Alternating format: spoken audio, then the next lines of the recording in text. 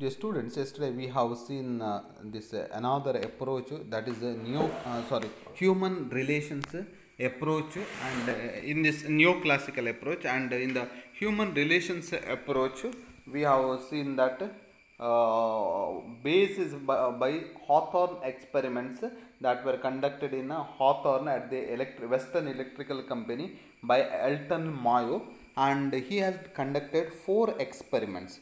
So in the 4 experiments, we have seen yesterday 2 experiments. One is one is illumination experiment, another is relay room experiment. In the illumination experiment, we saw that what you call light impact. So amount of light in the place where the workers were working, and is there any effect on the productivity, and it was concluded no. So in the second, job conditions, changes in the job conditions were made, a few changes, and saw that is there a impact on the productivity. Yes, in the initial stages it found that there was changes in the productivity, but later when such conditions were removed, then it never affected. That means only those changes that were made became a attitudinal changes in the employees, and not a exact change in the productivity as such. So after that, that led to another thinking, mass interviewing program. So another experiment Elton Mayo conducted. During the course of experiments, about 20,000 interviews were conducted between 1928 and 1930 to determine employees' attitudes towards company supervision, insurance plans, promotion, and wages. So what they looked after in the this what they looked after is companies supervision supervision, then insurance plans, promotion, and wages. These aspects which are related to the employees. And remember that how many employees interviewed. For us to take an interview of 100, how much difficult. So in 2 years means in 1 year, 28 to 29, 29 to 30, 28 to 29. In 1 year, they have conducted 10,000 people. So you remember 10,000 people means in a month they have interviewed 1,000 people. So per day nearly 30 people the interviews they have conducted. That means whole day they were busy with the interviews. That way we can understand. So their plan was whether they are satisfied with these facilities or not. Initially, these interviews were conducted by means of direct questioning, such as do you like your supervisor, or is he in your opinion fair, or does he have favorites, etc. Directly asked, direct questions were asked. So this method has a disadvantage of stimulating antagonism or the oversimplified yes or no responses which could not get to the root of the problem. So it was just giving you yes or no answer. Sometimes even if it is not good, they would have been given a yes. So that is not that effective. That was the initial system. The method was changed to non-directive interviewing, where interviewer was asked to listen to instead of talking, arguing, or advising. The interview program gave valuable insights about the human behavior in the company. So from the interviews they got a valuable information regarding the human behavior in the company. So some of the major findings of the program were as follows. So in the mass interviewing program, by doing that, it is nothing. So in this what we call just interview, taking the interview, and usually asked questions regarding their boss, wages, labor, what is the condition, and all organizational environment there. So a complaint is not necessarily an objective recital of facts. It is a symptom of personal disturbance, the cause of which may be deep seated.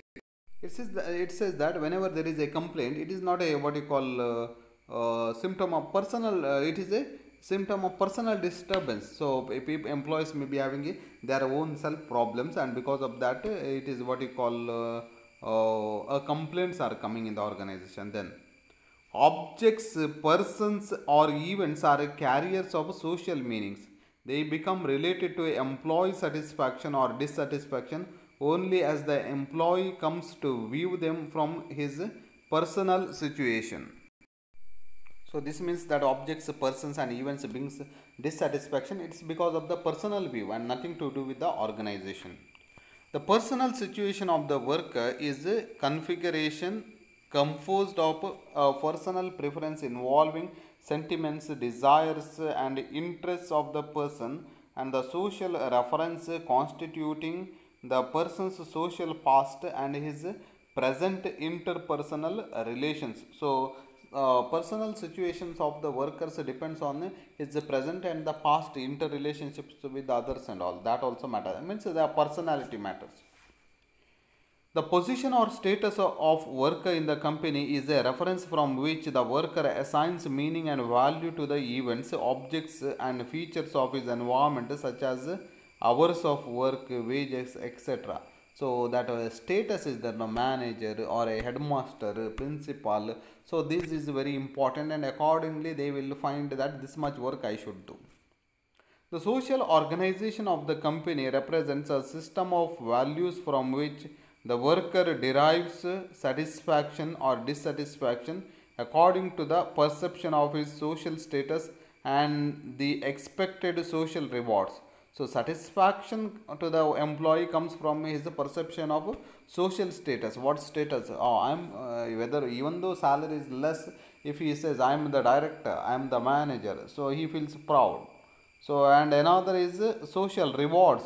So appreciation from the society, whatever comes, or the honors. He is sometimes managers and promotion takes place. Such times he will be honored or given a prime place to sit in the stage and all. That is also matters for the what you call workers' satisfaction.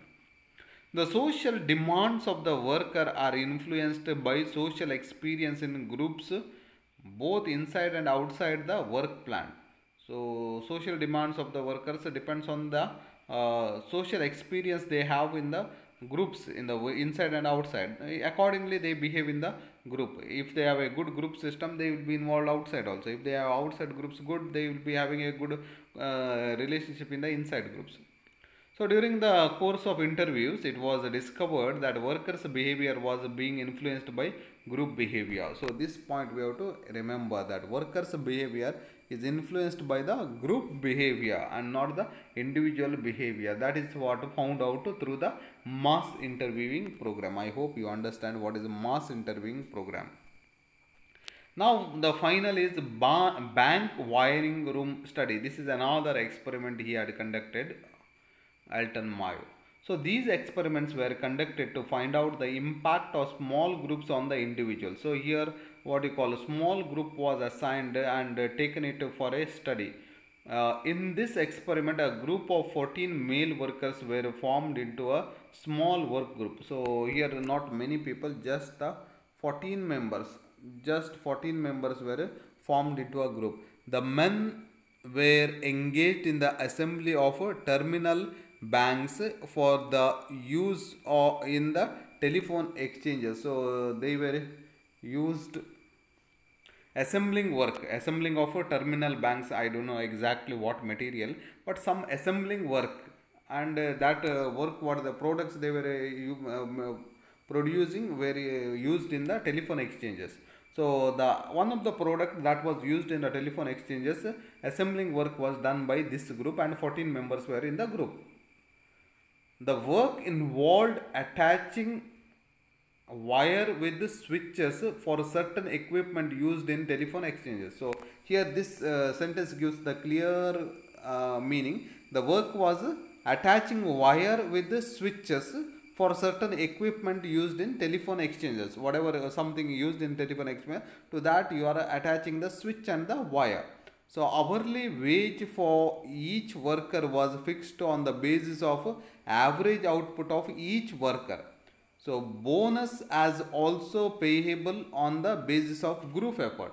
A small group was formed, and wages and all everything was paid. Bonus was given on the basis of average of the group work and not the individual performance, because work was done by the group. So if the group does very well, then everybody gets more. If group does little, then automatically others are not getting. So it was expected that highly efficient workers would bring pressure on less efficient workers to increase output and take advantage of group incentive plan. So what was the idea behind is that because of the what you call incentives are given, now efficient very good workers will put pressure on other workers, and other workers also will try to do better because of the pressures from somebody. That was the actual study purpose, and that was the actual what you call hypothesis they had. But what happened? However, the strategy did not work. The workers established their own standard of output, and this was enforced vigorously by various methods of social pressure. What happened is these expected now, because if your output of a group comes very well, so they will be now those who are doing very well will put a pressure on the lower people, but they did not. There are social pressures. Why should I put the pressure? So they remained with their own output. The one who does low, he did low. One who does high, he did high. So sometimes there is a danger. Even otherwise may it have happened. Those who are doing low, and those who are doing higher also, he might have done lower. So it has happened in some situations. So the workers cited various reasons for this behavior. That is fear of unemployment. So if he is putting pressure and all, he will be removed. Fear of increase in output.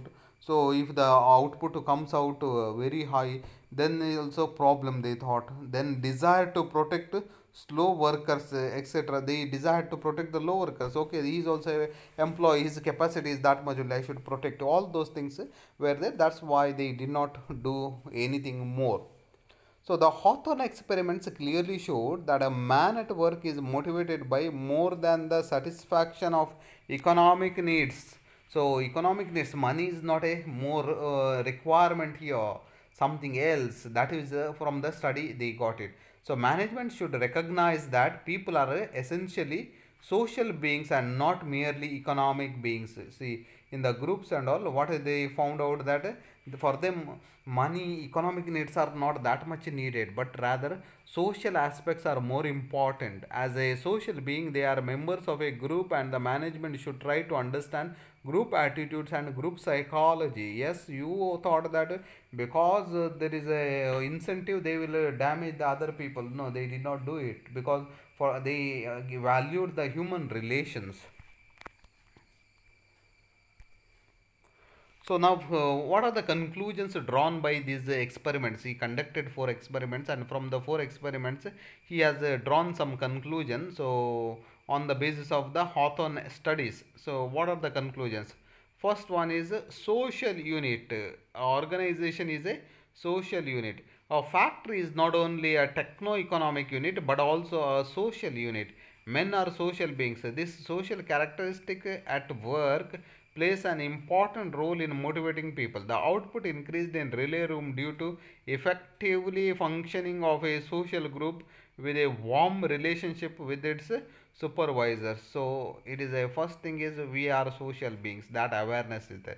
Second one is group influence. The workers in group develop a common psychological bond uniting them as a group in the form of informal organization. Their behavior is influenced by these groups. Pressure of a group rather than management demands frequently has the strongest influence on how productive workers would be. So they had a certain kind of the group influence.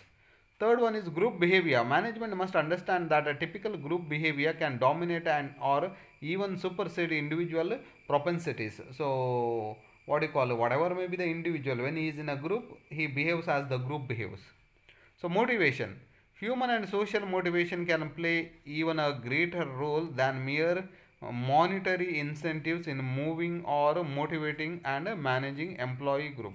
So motivation, human and social motivation can play even a greater role than mere monetary incentives in moving or motivating and managing employee group. So what it says is rather than give money and increase its productivity, sometimes your non-monetary motivating techniques like appreciation, giving importance to the human relations, that will work. So fifth one is Supervision.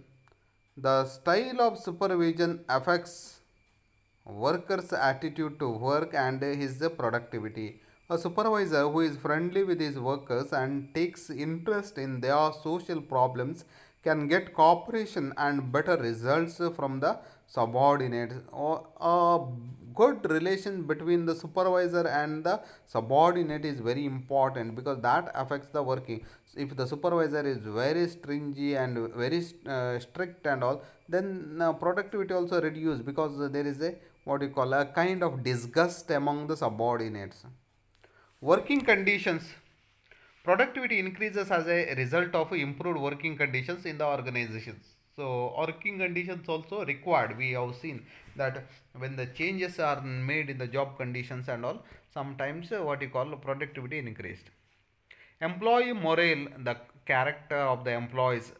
Elton Mayo pointed out that workers were not simply cogs in the machinery. Instead, the employee morale, both individual and groups, can have profound effects on productivity. The character of the individual, they are not machines because they have emotions, feelings.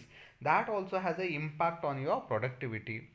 Communication experiments have shown that the output increases when the workers are explain the logic behind various decisions and their participation in decision making brings better results. So if there is a communication, proper communication between the people there who are involved, and the manager gives clear cut information what to be done, how to be done, then automatically there will be a better results. Balanced approach. The problems of workers could not be solved by taking one factor, that is the management could not achieve the results by emphasizing one aspect. All the things should be discussed and decision be taken for improving the whole situation. A balanced approach to the whole situation can show better results. So these are the conclusions that were drawn by the Elton Mayo, who had given the human relations approach. So now we will have a assessment of human relations approach. What is the importance that we are learned from this? So there is a great impact of non-monetary incentives on the competence of employees. There is a great impact of non-monetary incentives on the competence of employees. Employees become very competent because of not only the monetary incentives, money issues, non-monetary, either a promotion or a appreciation, that is also required. There should be clear understanding about the psychology of the workers. So psychology should be understood. Workers should be treated with dignity and honor. So some kind of certain dignity should be given to the workers. Factory is not just a workplace, it is a kind of social organization. Thus workers should be treated as social beings and not just as a means of production. They are not just the means of production, they are the social beings. Next, productivity of employees and work conditions do not have any relationship. Productivity of employees and work conditions do not have any relationship. So work conditions have certain yes, but for the productivity that doesn't affect much. So employees should be allowed to participate in the process of decision making. Some kind of freedom should be given, importance for, means allow them to take the decisions, or consult the employees. Workers feel more satisfied by working in groups rather than as individuals. Some most of the people like to work in group system. Individually it is a boredom, monotonous, and they don't like. Complete information should be provided to the workers. This is regarding the communication. So clear cut communication should be given to the workers, then only a better result could be expected. Autonomous style of leadership is more effective than production focused style of leadership. So autonomous style of leadership means here you are what you call allowed the people to take the decisions by themselves. So such leadership is very good. During working hours, a proper arrangement should be made for the rest of workers at regular intervals so that they do not feel fatigue and stress. So working hours proper arrangement should be made for the rest. That is also important, because if you are given a proper rest, then he is more energetic to work. So this human relations approach given by Elton Mayo is important in the above ways we have seen, but at the same time it is criticized for certain matters. The criticisms that levied on this approach will say this approach is more focused on human beings rather than other factors. So complete this focuses on human beings. So they have neglected production, marketing, and all the other factors. A business organization cannot be organized as a family due to existence of people with various religions, castes, etc. So a business organization cannot be organized as a family, complete family, and existence of people with various religious castes. We say that organization is a one unit, one family, but you can't consider that, because there are people belonging to the different caste, creed, race, and all, and they have their own background that affects. Non-monetary incentives cannot be the only source of satisfaction for the workers. What is the outcome we saw is non-monetary satisfaction. So non-monetary means you need not give money, but just transfer or promotion or appreciation will bring the higher productivity. But you can't say that. So money is also one of the factor which increases the motivation of the worker. It is not necessary that people remain satisfied by working in informal groups. It is not necessary that people remain satisfied by working in informal groups. Yes, sometimes what you call it is says informal groups are okay, but sometimes you have to create a formal group, and people may like working in a formal groups also. So these are the criticisms of the theory. So next we have a human behavior or human resource approach. This is another part.